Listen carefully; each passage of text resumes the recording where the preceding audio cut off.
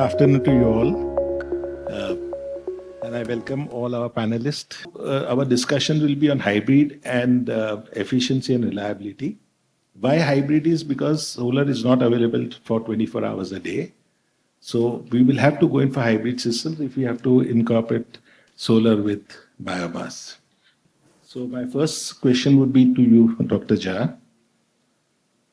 We would require continuous reliable steam. How do we achieve that with the intermediate solar and decentralized biomass? Good afternoon. As Mr. Engineer has told about that one, the availability of the solar. Just for example, if I take that in Thailand itself, that normally solar availability will be something like a 5 to 6.5 kilowatt hour per day per meter square. That is the intensity of the solar radiation we are getting. Normally for the 5 to 6 hours that solar is available, and that gives a big challenge in the utilization of the solar energy. Because if I go for the solar thermal boiler normally, and it will be available only for such durations, and then that also intensity will not be constant, intensity will keep on changing. And that was the reason hybridization play a key role in fact. Normally when you go for the solar, because of the solar availability, there can be two ways that you can deal with the problem. One can be about the thermal storage, and especially for the small boiler, that will not be a viable solution for that one. At the place of that, just imagine a boiler like that we have biomass fired boiler, and at the same time that if you'll be hybridizing that with the solar solution, so in the 5 to 6 hours, whenever the solar is available, that it can be utilized, solar can be utilized, and the rest of the time that all that energy will be coming from the biomass source itself. So that was the reason hybridization is very, very key, and that will be quite important when you want to utilize the solar energy. My next question would be to Mr. Abhay Patil. What specific industrial applications would be for these type of hybrid systems? Low pressure drying, high pressure power generation, or high pressure power generation? And what are the current best suited for pure solar thermal, pure biomass, or hybrid approach, respectively? Yeah, I think Mr. Shah has quite explained in why it is necessary to have hybrid one. Now, if you look at the industries which can be benefited mostly would be the pharma, small chemical industries, where their need of steam quantity is not that big. But of course, their economics is much play a role. So once you have the hybrid system, I think it's a win-win for them from the commercial point of view. That comes into my mind. Second, as you said, when we have the hybrid system, yes, we are not still up to the mark where we can store the energy through the batteries, and that is again a next generation, I would say, will come up very soon. But from my point of view, it's a small industries where pharma and chemical can derive the maximum benefit out of this kind of thing. My next question would be to Mr. Nitesh. For process industry requiring 24/7 high pressure steam, what would be the practical ideal energy split between the two sources? Maybe it can be, sir, 80-20. 20 would be solar and 20 80 would be solar biomass. and 80 would be biomass. That's what I think. Very true. I'll again put this question back to Dr. Shah. In practice, beyond simple feasibility, how do companies set performance benchmarks upon temperature, stability that help them decide between biomass, solar, or hybrid approach? It can be dealt in the many ways, this one. One is that commercial feasibility, that is always there. But another things that we'll have to think about whenever we are talking about the solar, and especially I talked about the solar intensity. Normally intensity will be something 1 kilowatt per meter square. And even a 1 ton boiler requires something like a 640 kilowatt of that this one heat. So efficiency per se, if you see that area requirement is very, very critical in fact. That also one has to assess that when you are going for the solar integration, then that how much that available land is there, how much the solar capacity we can add there, that also we'll have to think about. Another things that we'll have to think about that how that integrations will come into picture. One about the biomass availability, cost of the biomass, that will come into picture. But the primarily on the solar aspect, that constraints, more constraint is coming. That constraint is not that much in the biomass side. Constraint will be more on the solar side. So land availability can be one of the constraints we'll have to look into. At the same time, that how much is the time per se, how much is available things is there. Another approach we'll have to think about that whether that what is the right approach. We should be going for solar thermal or from solar to electric and then the electric boiler and hybridization with the electric boiler. One best way can be thought of this one that also that not that all the energy can come from the solar and especially when we are going at the higher temperature, the efficiency of the solar thermal also is decreasing. So why not to integrate that solar that assume that I have the feed water and we also have to go for the feed water heating. Can we combine this one that for the feed water heating might be some aspect of the combustion air heating also that if we can depend on the solar, then the efficiency also will not be compromised. At the same time that solar thermal efficiency I'm talking about, that will also not be compromised because you are delivering at the lower temperature. At the same time, total system efficiency can be increased significantly. So one is about the solar thermal boiler itself. Second is that why to integrate that with the boiler. At the place of that, whether we can see that we have the low temperature heat sink available and we can integrate with the low temperature heat sink. So the efficiency cannot be compromised and overall system efficiency can be increased. Yes. Thank you, Doctor. My next question would be to Mr. Shah. How have thermal energy storage systems solutions like molten salts, specifically for solar thermal, improved in terms of heat storage, duration, steam purity, steam output stability? And how is a digital monitoring and AI system helping to optimize blending and switching between the solar heat and biomass in real time? As rightly said by Mr. Jha, that first we need to figure out that what model we want to go. Do we want to go complete solar? We want to go hybridization. But as of my understanding of what I have seen is the predictive maintenance part, specifically when it comes to AI and IoT. So we come to know that, okay, now the maintenance is needed. That is something that is a real important thing. And to bring the hybridization subsidies from the government and from things that can help. So these are major things that have really helped. And the SOx NOx emission, because at the end of the day, any government or any country would be only talking about the clean energy that you have been emitting. So that is something that really helps AI and IoT to blend into the systems. Would any other panelists like to answer this question? Actually, that I thought that this is very important aspects, especially that whenever we are talking any sort of the renewable integration, then the demand side management comes into picture because the energy demands and the requirement keeps on changing, especially that whatever the supply that we are talking about, supply will not match your demands. And there the digitalization can play a big role, in fact, this one. And especially when we are talking the multi-sources are there, energy is coming from the multi-sources, your utilization keeps on changing. How we should be utilizing those energy in the best manners, and there that digitalization will be playing a big role. That's one. Yeah, that's correct. And also what we can see is the integration as a hybrid system, what we say the demand supply gap. You said rightly, we can have as a feed water heating system, another solution to the solar media. That is one. Also, we need to see there are technologies. In fact, we are very soon announcing that one of the areas where we have the direct sunlight to the hydrogen. And in that process, we also get the beauty is that we get the hot water in the system also.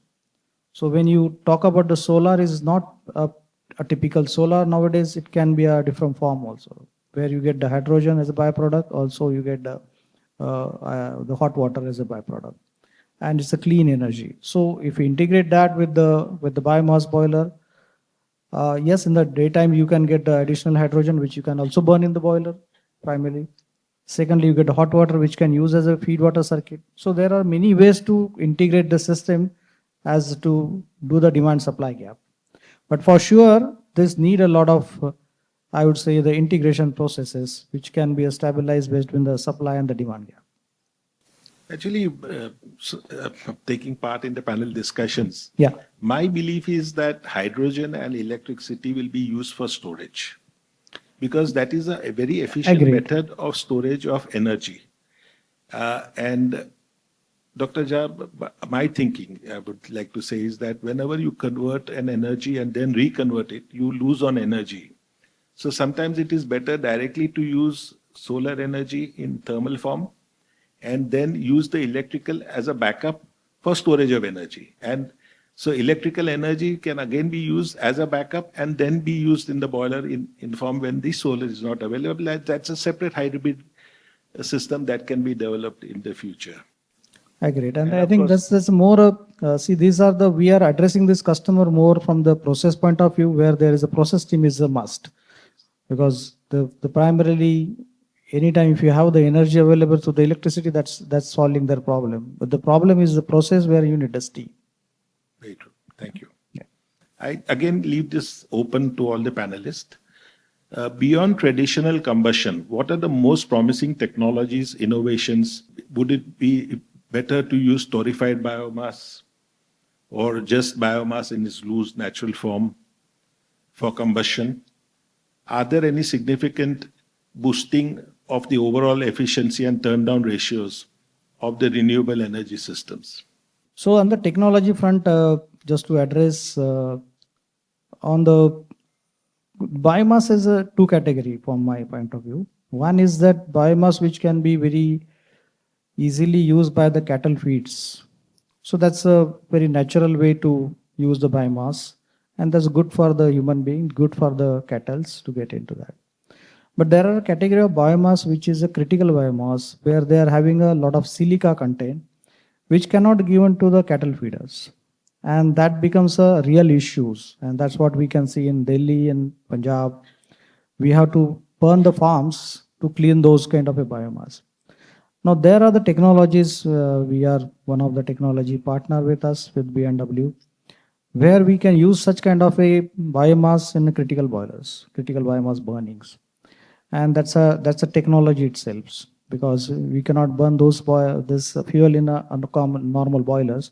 Otherwise, we have a lot of fouling characteristics due to all the kind of a potassium, basically chlorine, and alkalis. And these are not coming in naturally. These are depend upon the farming which the farmer does it, because it's normally the fertilizer which they feed it, and that has to finally come into the in the crop. So yes, it's a technology where we need to find a way. Can you elaborate on the technology?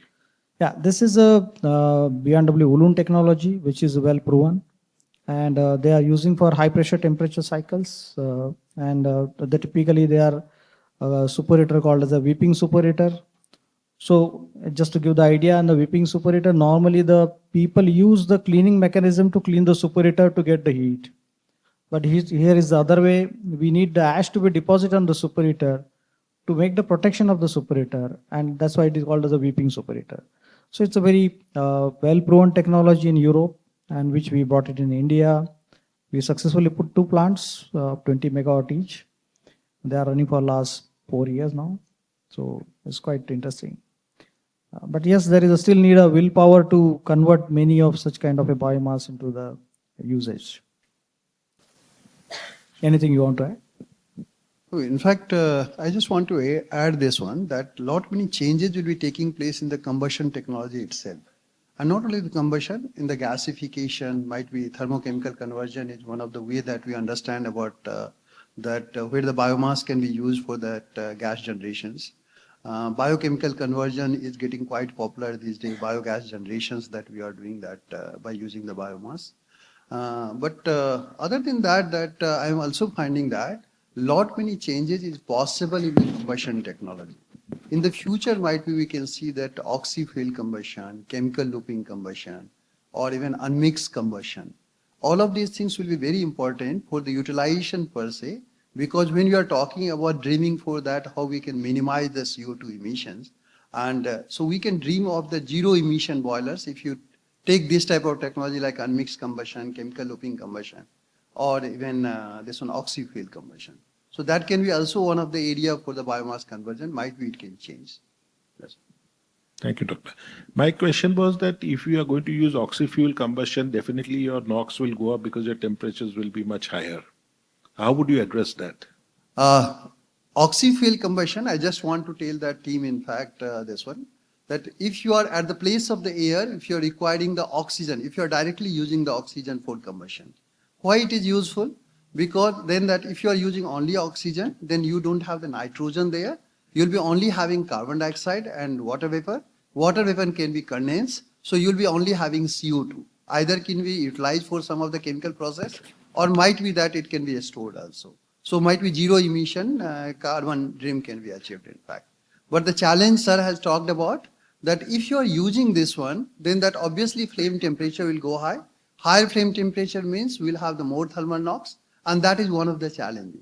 So whenever that this is done, then the flue gas recirculation technology is getting utilized. So you try to control your flame temperature within a limit so that that NOx control could be that. Thank you, Doctor. You answered it rightly. The flue gas recirculation would be the answer for it. You also had some point. I was just saying that I wanted to add that biomass handling is a big issue, wherein the handling systems, all that comes in place, which needs to be addressed. That is a very big challenge in India. What is the current cost comparison of steam from biomass versus solar or conventional fuels like coal, gas, diesel in India or in Thailand also if you have the data? Setting aside initial subsidies, when do hybrid renewable system solutions achieve level cost of heat parity with the conventional fuels, particularly when factoring a realistic carbon price? So if you look at any cost analysis from a combustion point of view, there is a economics always come from the, I would say, coal, then the biomass, and then the oil. So these are the normal, I would say, the cost economics.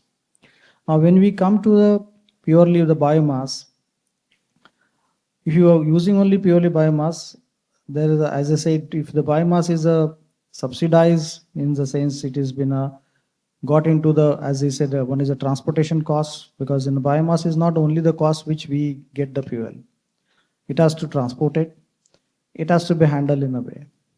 So if you look at that economics, unless you get the biomass fuel at a, I would say, we call that a per kcal value lesser than the coal, then it can be a viable solution.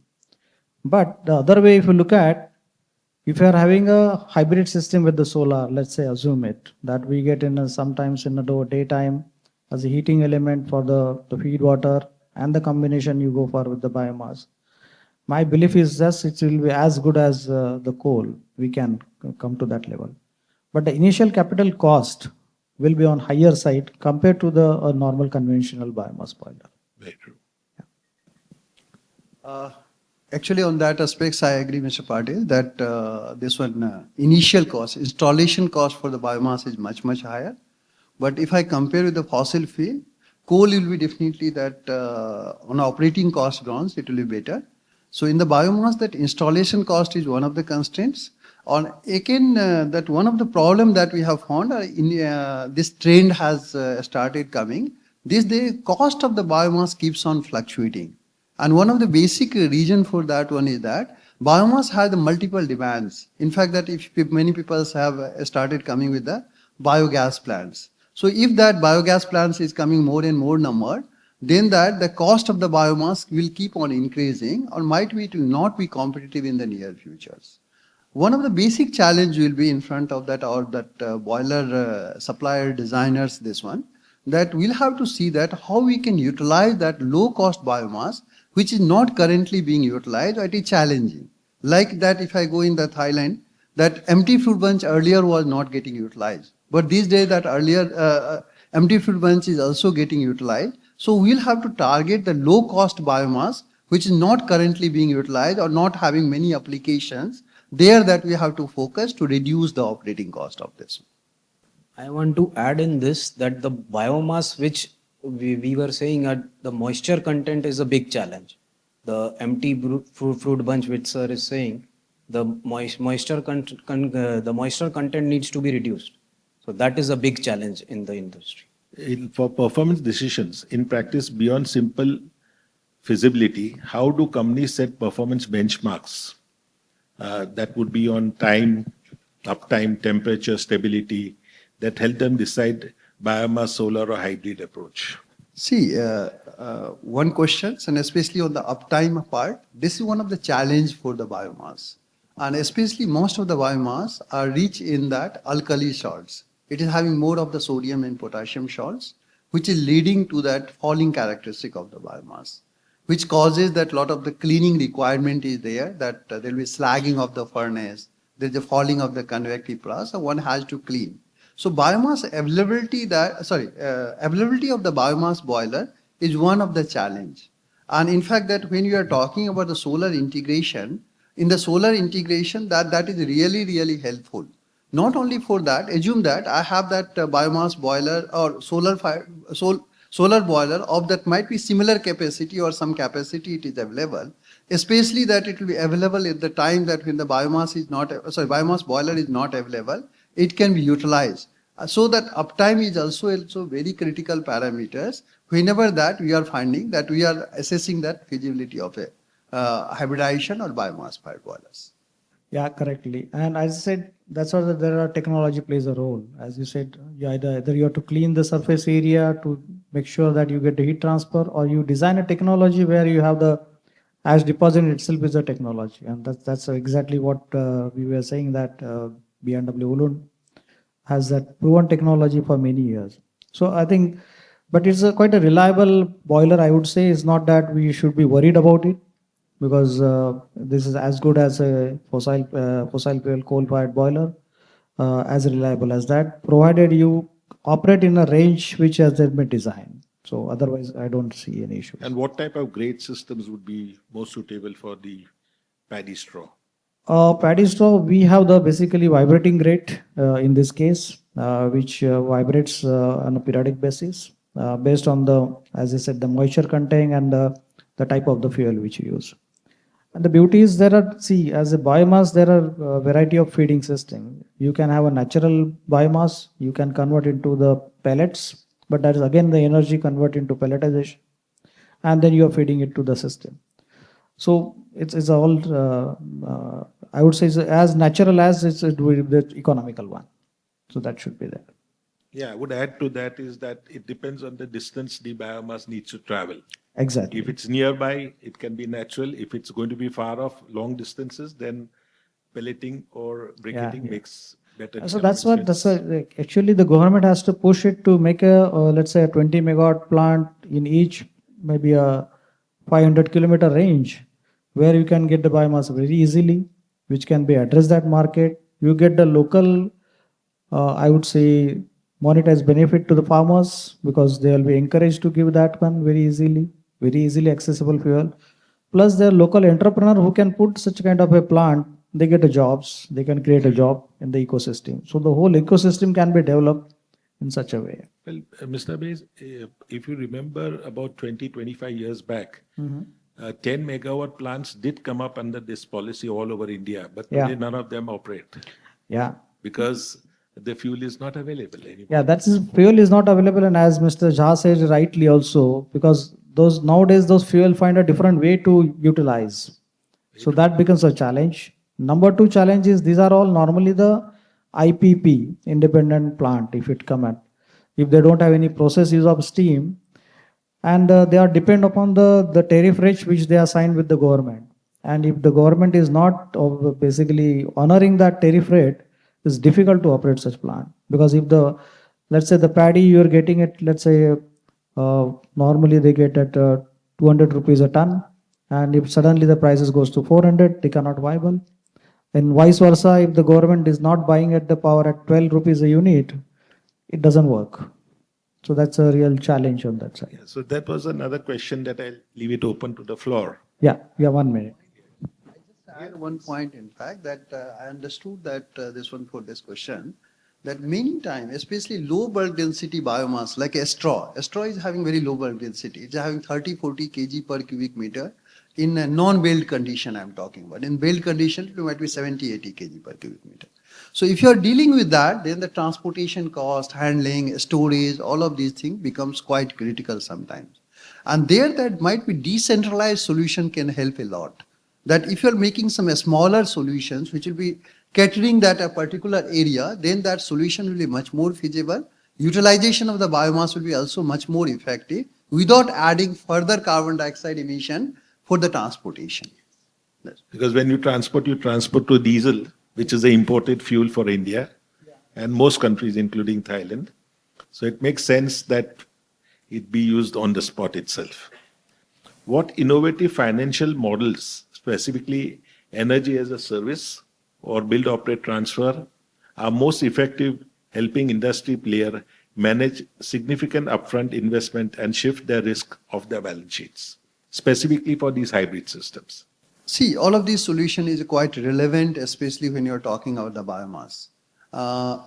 Especially biomass is extremely challenging. One of the challenge is that seasonal availability of the biomass. All the biomass will not be available in all the seasons. That was the reason whenever the boilers are designed for the seasonal, that fuel flexibility so it can deal with that multiple fuels. But at the same time, that always that users will be having the fear that whether that certain, this biomass supply will be consistent or not. And there that might be that energy as a service and that sort of this one offering can help a lot to the customer. It can boost their confidence that this fuel supply will remain consistent and somebody takes the responsibility of that, then it will be far, far easier. And that was the reason that this model is quite helpful, especially that if you want to spread biomass reach to this one. But what would be better, the energy as a service or a boot model? In fact, that if you ask me that, I'm not finding much this one on the customer perspective, especially because that constraint I have talked about, availability of the biomass. Because both model guarantee about the supply this one, so it will be a viable solution, so any of the solutions can be worked out. That's one. Yeah, I think from customer point of view, the boot model should work very well, definitely. But again, it depends upon what kind of a financing is having.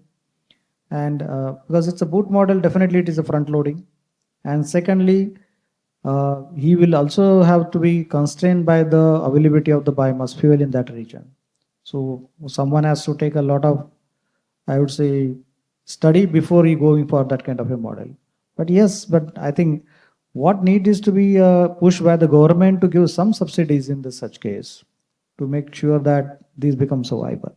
Like Punjab is giving subsidies for They are utilizing of rice straw. Yeah, they are giving subsidies, particularly Punjab government and Haryana. They are giving. But now we see that there are different demand from the farmers. As you say, the demand goes up, the farmer demand goes up. So there is a vicious circle in that. So in spite of giving subsidies, their demand is much more. Yeah. This case, sir, boot system always gets into a new added front loading, as sir rightly said, and till the government intervenes and comes with up some good subsidies centrally and state-wise, both then, and it should be linked with farmers or some per ton this generation of biomass, then it will be more viable, I think. So what are the real ground level challenges in biomass sourcing, particularly in achieving quality consistency, what you mentioned about moisture, calorific value, and efficient logistics for large volume for industrial use?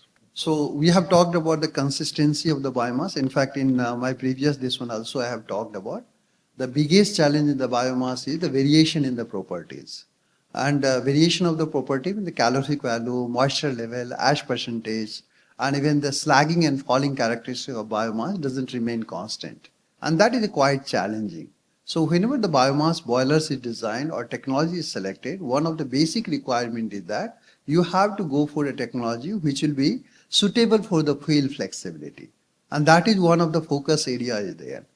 Very interestingly, that we found that lot many technology development has taken place, and in fact, what I found, in fact, and might be that you can just verify the trends. Maximum change in the combustion technology has taken place in the last 20-25 years, and one of the basic reason is the biomass. Because once that we understood that carbon neutrality of the biomass, usage of the biomass has increased, and even that if you are not using the biomass, then how that it is affecting the climate by that, because of that this one methane emissions, which is much more harmful than the carbon dioxide emission. Then the utilization of the biomass itself, lot many technology development has taken place and lot many changes has taken place. What I'm finding that one of the role of the digitalization can play here, that when this variation takes place, and when the variation takes place, you require that how that we can have a system that which can take care of itself, in fact that. So in fact that some of you can visit our stall also, that we have talked about a concept called smart boilers. What we are talking that there is digitalized solutions which can identify that if some changes are taking place in the biomass, it can identify and it can modify all the control parameter and tuning parameters. So this type of digitalization can play a big role when you are talking the variation in the biomass and the challenges in the biomass combustions. This can also help for the minimization of emission, maximization of the efficiency, and even that reducing the downtime, whatever we are talked about. Mr. Manan, would you like to add on automation? Sir, I just would like to know that when you said like you have a smart thing where you would come to know the efficiency and everything. So technically what I have seen, the efficiency reduces when you say that one time you put this biomass and the other time you put this. Correct. So I can you just elaborate and the demand supply gap that because it's not constant and every time to get biomass of the same quality, I don't think so that's possible. Or so how do you manage the smart boiler? So this is I want to know. I just take the basic fundamentals that today that I am having biomass which is having a certain calorific value, like a 3500 for example. Tomorrow I am having the biomass which is having higher moisture percentage and calorific value of the biomass is less. But that my control table remains the same, that I am supplying the same quantity of the air, same quantity of the fuels. Unfortunately, when the calorific value of the biomass has decreased, my steam generation capacity at that certain load condition has reduced now. At the same time, because the combustible in the fuel got reduced, air quantity I am supplying the same, so my air to fuel ratio, even in the mass is the same, but actually that oxygen level has increased, and that was the reason boiler behaves boiler operates in the suboptimal conditions. Here that it can happen that by characterization of this one, we can identify that at different condition, how much steam generation is taking place. So when the fuel is changing, dynamically it can identify that my steam generation has reduced by this much. My oxygen level has increased this much. So accordingly, it can identify that what should be my right damper position, what should be my right fuel firing rate, and accordingly it can correct. This type of digitalization will be very, very important for that if you want to utilize especially the wide variety of the biomass and especially if the biomass quality is very poor. I think, yes, we need to move to improve the efficiency, need to move toward digitizations for sure. With the skill manpower of the boiler operator nowadays. And classically, we used to see a carbon content in the fuel after a shift. Once in a shift, we take a sample. That was a conventional way. Now, yes, the technology has moved forward. Now we have the digitization solutions which can scan the fuel content and find out what are the moisture content, what could be the GC of that fuel.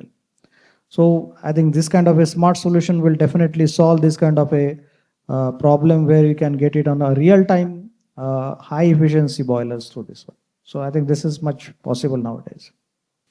So thank you very much. I think we move to the next would be the policy wish list. Everybody has wishes what we would like to expect from the government and from the industry. So if you could implement one single policy or suggest one single policy or regulation to be most effective accelerator for industrial adoption of renewable energy streams, what would it be? High carbon tax, a mandate, new industrial boilers to be of hybrid type only, or long-term heat purchase obligations or green taxes, what would be your wish list? I think then it's better that whosoever using the basically fossil fuel, he has to pay a carbon tax, and you can give the subsidies to the who is going for a biomass. I think that makes sense. So your suggestion would be a carbon tax. Yeah, definitely. At the place of the carbon tax, especially that country like India or might be even Thailand or something that which is not on the economy, they have a developing country I'm talking about, that giving the extra tax might be, it will make that their product costlier and less competitive. So at the place of that, I'll be thinking subsidy will be the better. In fact, it will be incentivize the things also. At the same time that it will not be adding extra cost to this one. So I'll go with that subsidy, not with the carbon taxation. Wonderful. This one. But one more thing that I'm finding that in my wish list, I can add in fact, especially in the urban area or somewhere near to the urban area, even electrification of the process will be very, very important. So many of the process heating solution can be changed to the electrical solutions, and that will be even electrical boiler, indirectly or directly we can see this one. That will be very important. There the solar can also come into picture, and electrification can that help in reducing the localized emissions. Localized emission like a particulate emission localized. It will not be helping much on the carbon dioxide that if you're not using the renewable for that generation of the electricity. But at least it will be solving some of the problem like that SOx emission, NOx emission, particulate emission, and there that it will help a lot, especially in the urban area or near urban area. If you can have that electrification, that will be better.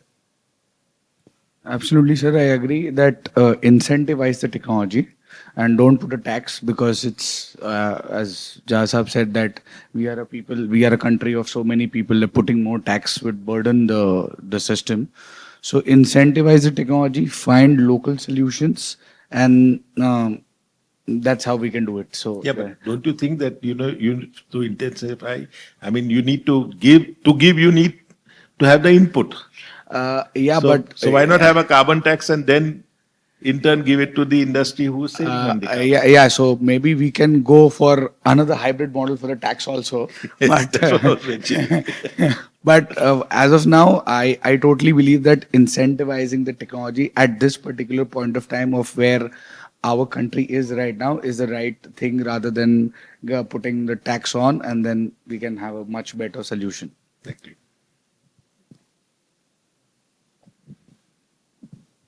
I think putting tax or subsidies or something will always be a 50-50 opinion, as everyone rightly said. But it is government to decide, and depends on the availability of biomass, depends on your inputs, the transport, all that. As Patil sir also rightly said, that it is not very easy to handle this biomass. The distance matters, the quantity matters, the calorific value matters. All this comes in place, and that should be an input for the government to decide on what tax to be implemented or subsidies to be given in place.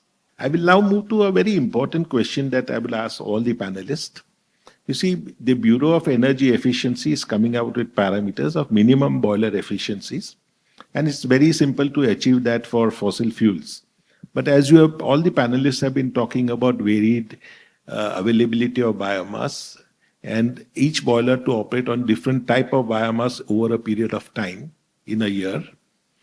What type of efficiencies could be achieved with these variable fuels, and what is our suggestion that we should be giving to BE for biomass?